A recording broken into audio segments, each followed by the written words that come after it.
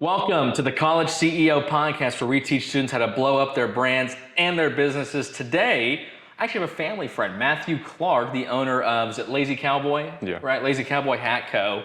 30K on TikTok with 10K on Instagram. He is a sophomore, if I'm not mistaken. Going in the sophomore year. Going into sophomore college. year at Hills College playing baseball. We got the first athlete CEO on the podcast. Where we originally had Katie, and now Matthew's actually playing some D1 baseball over at Hills College. So Matthew, welcome to the podcast. Thank you. Absolutely, man. Well, sweet. So actually, me and Matthew were talking a little bit beforehand, a little bit about the TikTok and content strategy. But can you just give the audience just a quick intro into what made you start a hat business, right? I know you have I saw the Shopify, but what made you get into it in the first place? So it was last year, March of 23, or no, February actually. I was just laying in bed. Well, actually, school was out for a whole week because we got iced in. Snowvid, yeah. Yeah, so I was just basically stuck in my room for that whole week, and I got bored and just scrolling through TikTok, saw some hats, and I was like, I could feel like I could make some better ones, and started making designs, and then I launched my first hats in March. Mm-hmm. So. Yeah. Well, how did what was it like doing the drop? Were you able to promote it beforehand, or? So I'd use TikTok to get a following first, and I just posted videos. I gained a lot of views, and I gained about 15 in about a month. Okay. And then, just got all the followers like what hats they wanted, and just launched those, released those, and then. So you were putting out like polls on. Yes. Or you were just split testing posts? Yeah, I did polls all the time. Oh yeah, that was the big one to tell you what design to go with? Yeah. So 2022, or was it 23? 23, yeah. 23. So you were a freshman getting snowed in, just out of boredom, created a hat company. Man, that's probably the most unique intro that we've had so far. So that's awesome, man. Yeah. But I mean, you were 18 or 19 whenever you started. Right? 18. Yeah, you were 18. I was actually a senior in high school. Oh, really? I was just starting to play my baseball season. So we have a high school CEO on the podcast. That's right. What was it like? I know I'm sure running a physical merchandise, right? Like an actual good with hats. You probably had to put down some money up front, I would imagine. Yes. Right, to put on the merchandise. What was that experience like? Was that a little scary? Was it just like this is what I want to do type of thing? Did you care? So I had money saved up in a bank account, so I used that money. So it wasn't.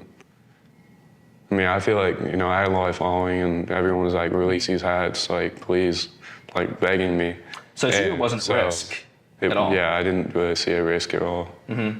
So yeah, I did really good my first launch. I think I sold about 80 in like the first 3 days. Oh my gosh. Yeah. And what were these hats selling for? 30. So you were actually no 35. 35. Holy smokes! I realized that because I saw old photo in my camera roll. So $2,500 your first week, pretty solid ROI for your first week in the business. Yeah. No kidding. And then after that, it was just did you plan out the drops ahead of time, or was it just like send out designs, listen to the audience, and kind of go from there?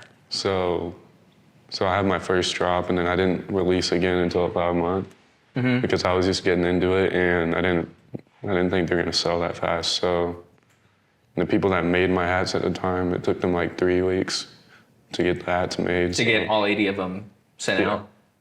And they did shipping for you too, I'd imagine? No, I did all the shipping. Oh. Yeah, I think I stayed up till like 4 a.m. It was a school night too. Don't tell my parents. We'll cut that they part don't out. know. Yeah, No, you can keep it. Yeah. Yeah, they don't know I stayed up till 4 a.m. And I actually shipped them wrong, so then my parents actually had to reship them all. Oh, wow. Yeah, they were pretty mad at me. So where were you storing Just my room. Inventory? Just in your closet? Yeah. Oh, they did. What? I'm curious. What was the parent response to storing 80 hats in your room for a couple weeks? I mean, they encouraged it because, business. Why not encourage it? But at first they were like skeptical, like this is probably just a phase.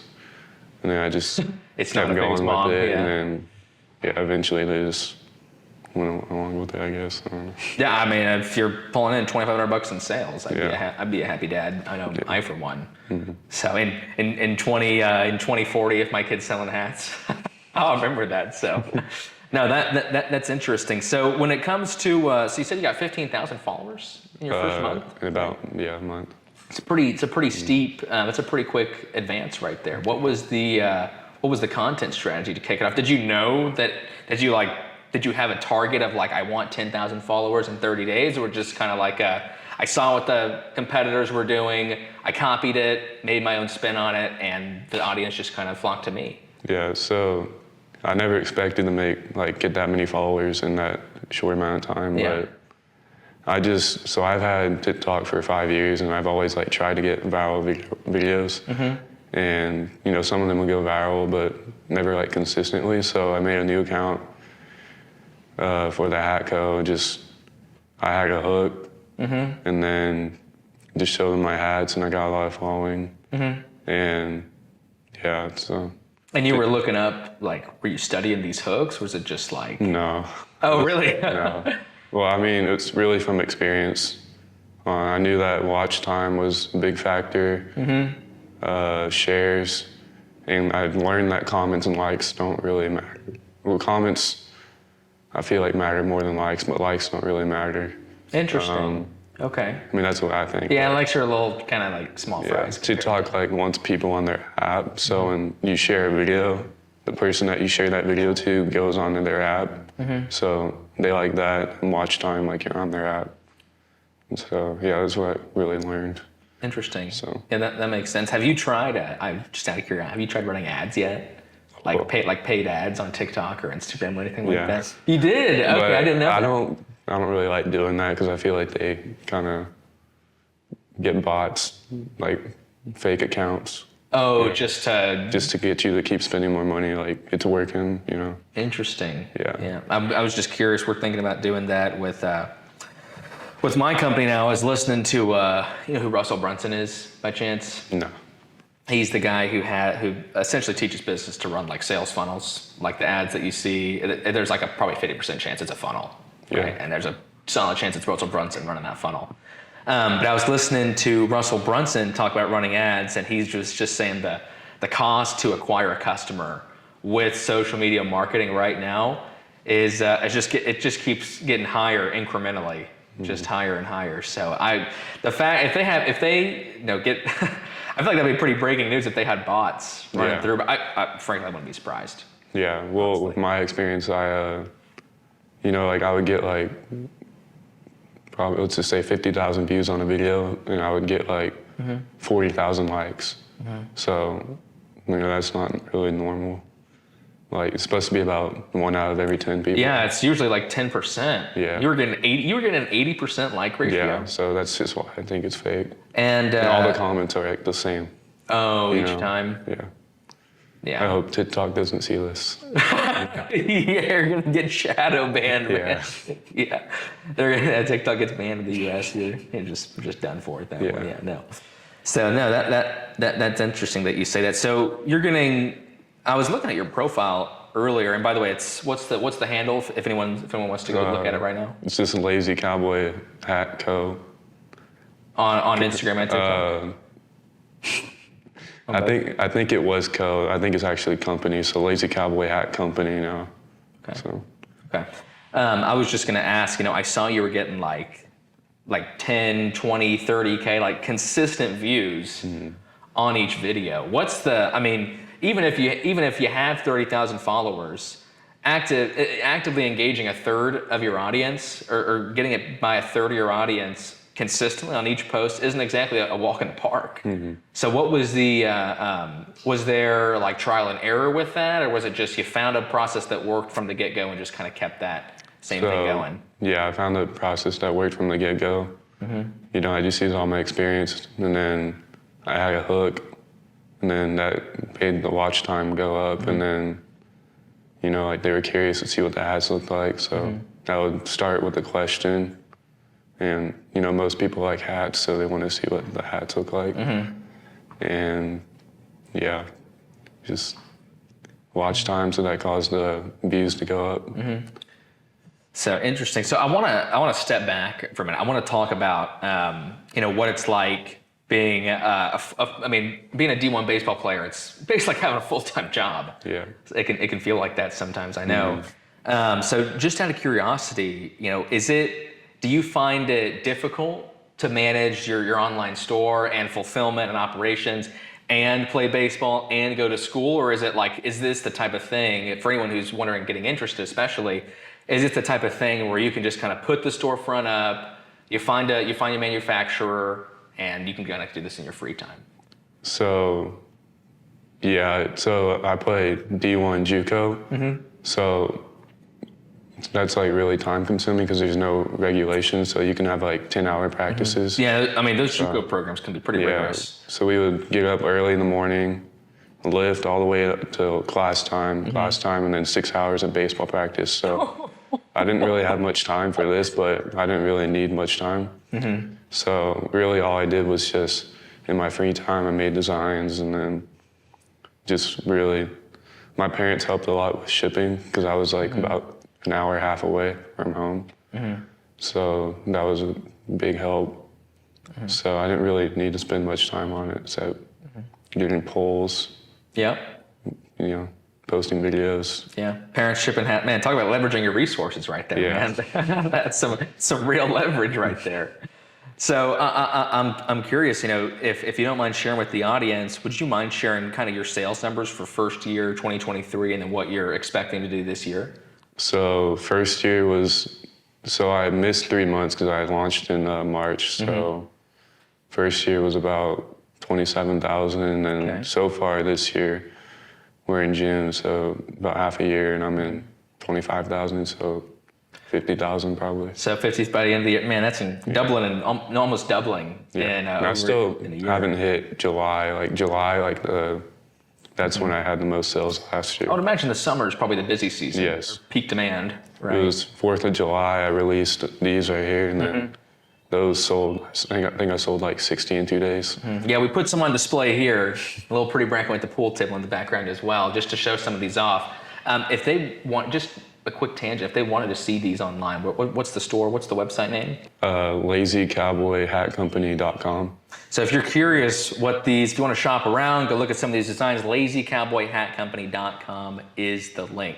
Now, back to what I was saying about being a student. So just for any of the students listening to this, I just want to put this in perspective. Imagine, how many hours would you say, just roughly, you're putting into like classes, homework, and such? So attending classes, probably about 3 hours a day. Okay. So you're spending 15 hours a week in class. 4 hours. So you're spending 20 hours a week in class. Yes. And then probably outside of that, probably another 10 or 15 studying, I would imagine, Yes. maybe more for intensive weeks. Yeah. So 30 to 40 hours a week in class. You're putting in another probably 30 hours a week playing baseball, and still able to run a $27,000 business as a freshman, as a high school student, and a freshman in college, his first year in business. That's incredible. Thank you. So for anyone wondering, the reason I mention that is because there's plenty of, especially, I'm sure you see this online too, where someone is, commenting about it's a business page, and they're commenting like, well, if I had, the time to do this too, of course I would do it. But in reality, it really doesn't require, a 40-hour-a-week job. No. Right. This is something where if you just get really good at promoting it or getting really good with content, for example, you can leverage that into where you're able to pay for school with a $50,000 a year business, for example. So goes to show.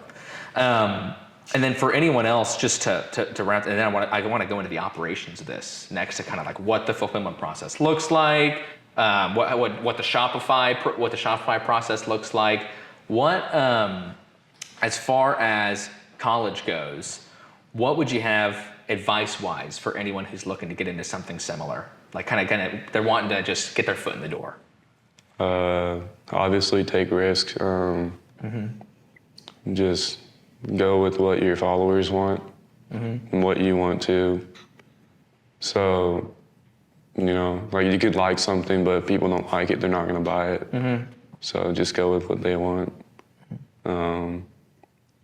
Just stay consistent on posting videos.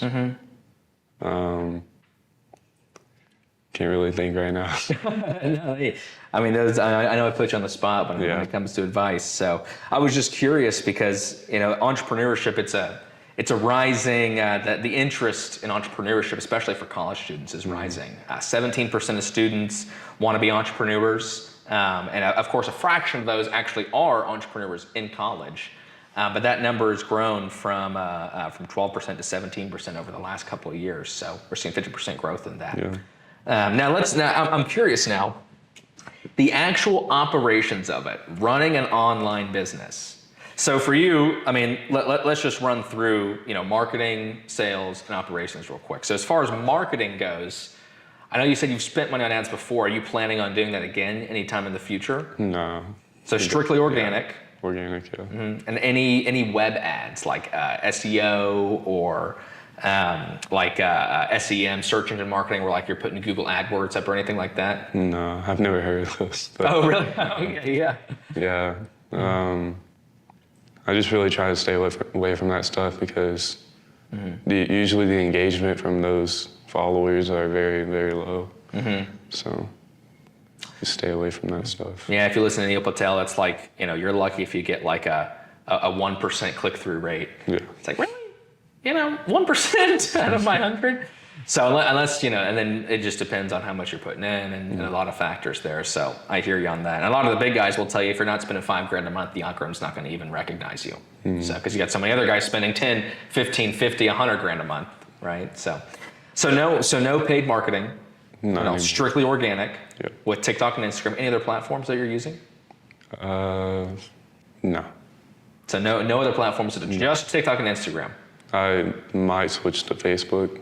Might add on Facebook. Because my audience right now is really like 14 to like 30 probably. Okay. Just trying to get... Broad age range. Yes. So with merchandise, I would imagine so. So no active marketing.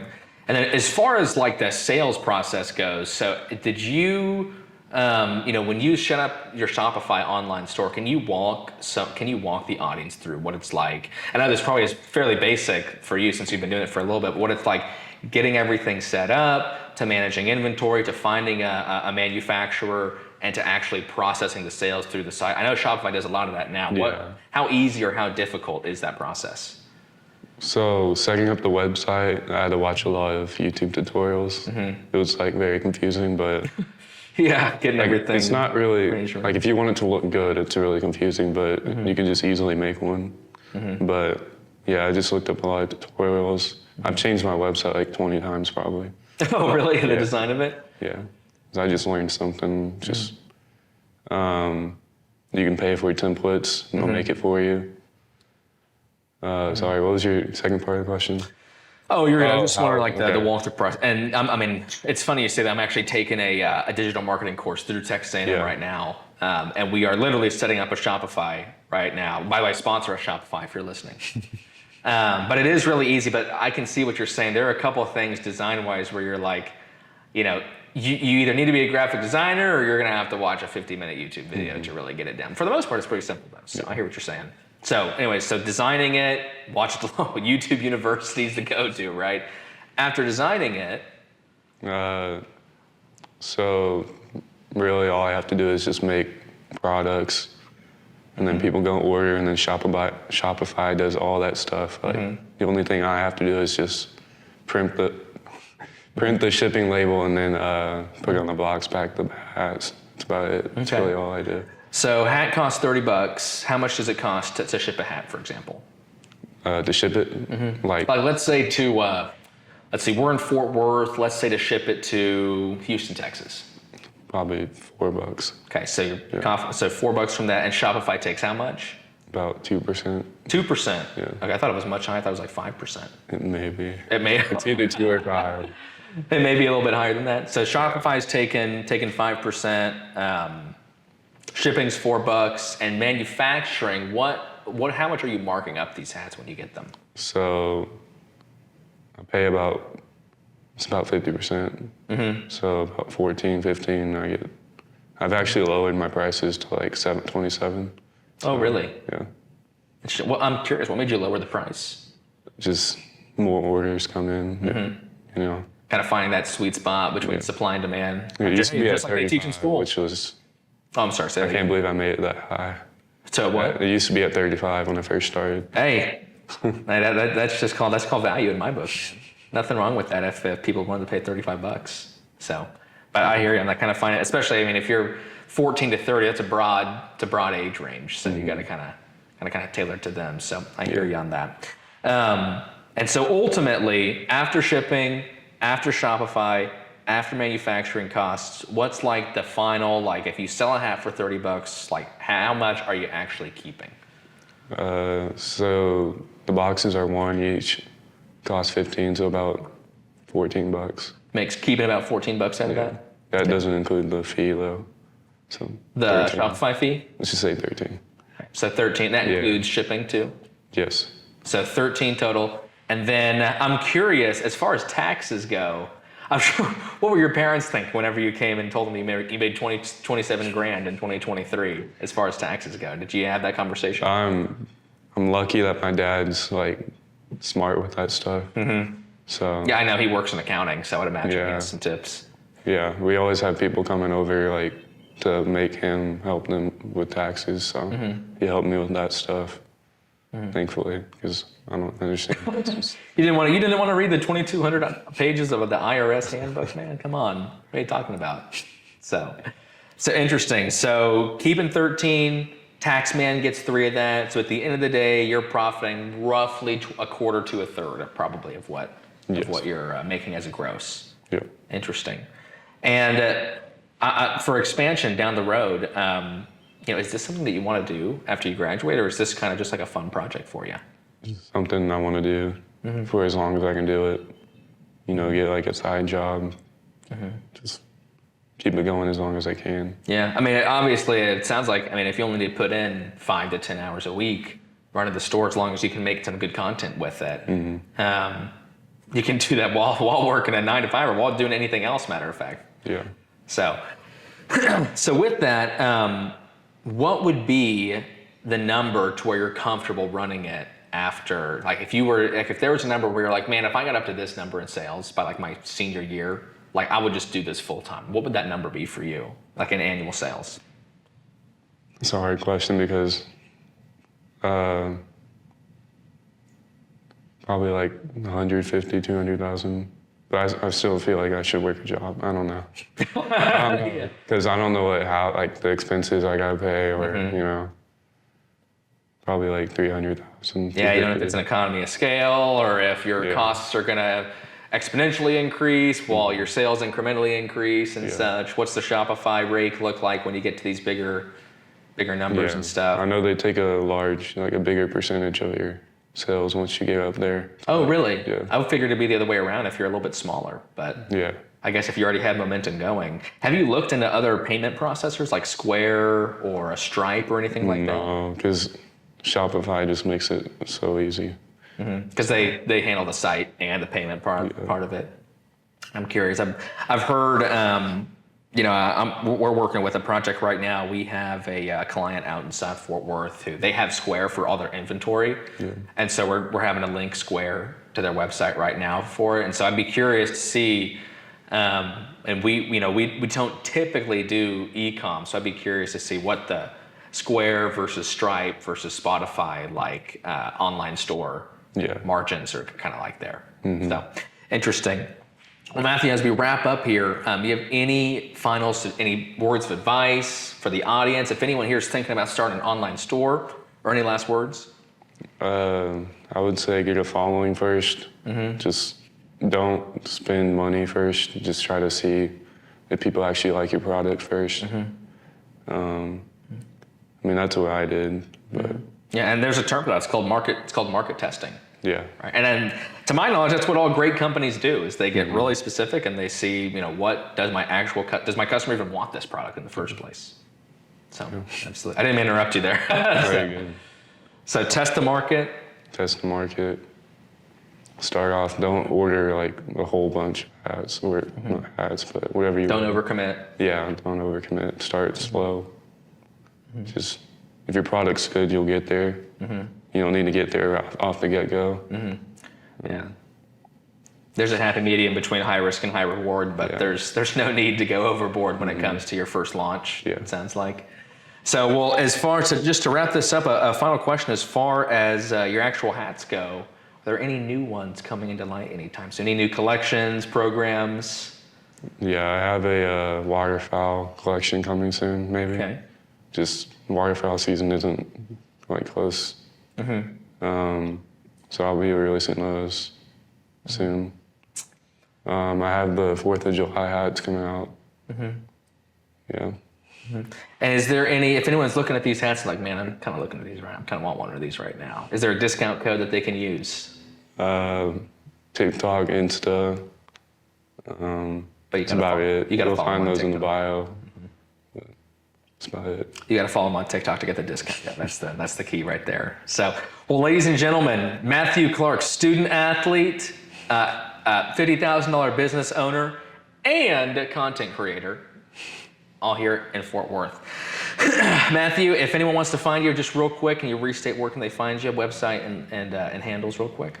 So TikTok and Instagram are Lazy Cowboy Hat Company, and then the website is lazycowboyhatcompany.com. Excellent. Ladies and gentlemen, thank you for another episode of the College CEO Podcast. Matthew Clark here with Lazy Cowboy Hat Co. We will catch you in the next one.